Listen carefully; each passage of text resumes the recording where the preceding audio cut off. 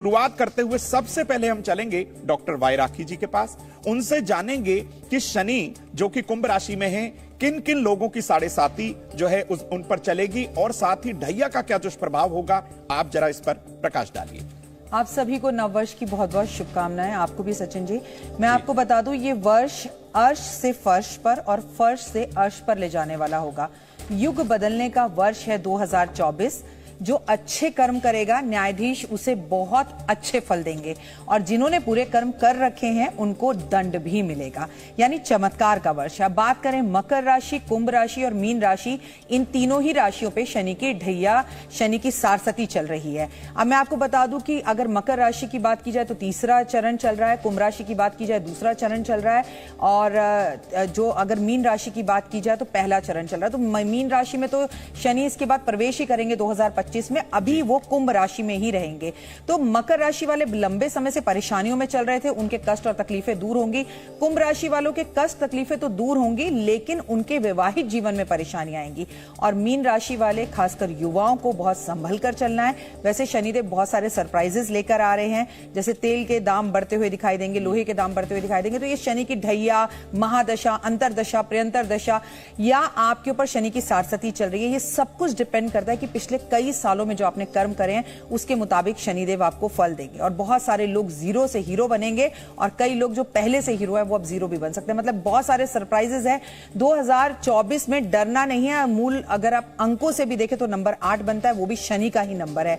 तो बहुत कुछ अच्छा होगा, लेकिन आपके कर्म अच्छे होंगे, आपकी मां के साथ संबंध अच्छा होगा, तो यकीन मानिए ये वर्ष आपका ही है।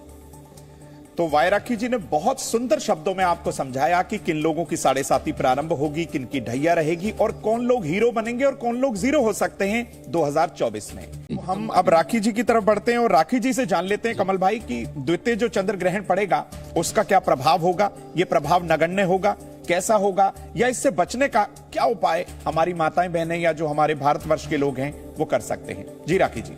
2024 के अंदर, जैसा कि प्रतीक जी ने भी बोला कि 2 बार 2-2 रिपीट हो रहा है। चंद्रमा मन का कारक, महिलाओं का कारक, मां का कारक।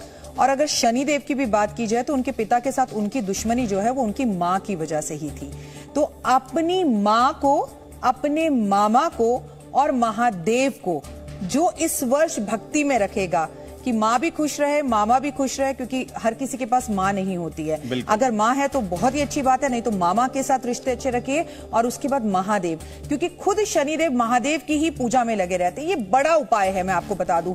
फिर ग्रहण लगे या शनिदेव की साढ़े साती चल रही हो या ढैया चल रही हो या शनि का ये साल और शनि मंत्री हो, क्योंकि शनि और मंगल की युक्ति जब होती है तो महायुद्ध की स्थितियां आती है। और महायुद्ध केवल देशों में नहीं होता है, लोगों के रिश्तों में भी होगा इस वर्ष। तलाक बहुत होंगे इस वर्ष, भाई भाई में झगड़े बहुत होंगे।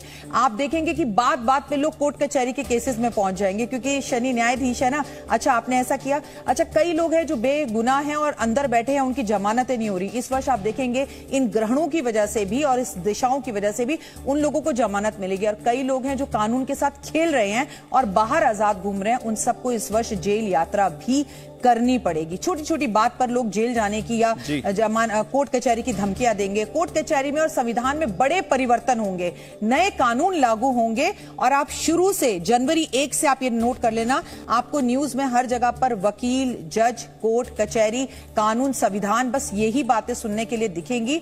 और ग्रहण का असर आपके ऊपर ना हो, मैं आपको फिर कह रही हूं, पूरे वर्ष महादेव की पूजा और अपनी मां के साथ अपने संबंधों को अच्छा करना बहुत जरूरी है। हालांकि साल शनि का है, लेकिन फिर भी आप काले और लाल रंग के कपड़ों को एक साथ पहनने से बचें। अलग अलग पहने, लेकिन एक साथ ना पहने। बिल्कुल राखी जी। और सभी लोग जो हमें सुन रहे हैं, देख रहे हैं, उनको बता दूं कि संपूर्ण 2024 में शनिदेव को प्रसन्न करने के लिए आप छोटे छोटे पीपल के 2 पौधे लगाइए।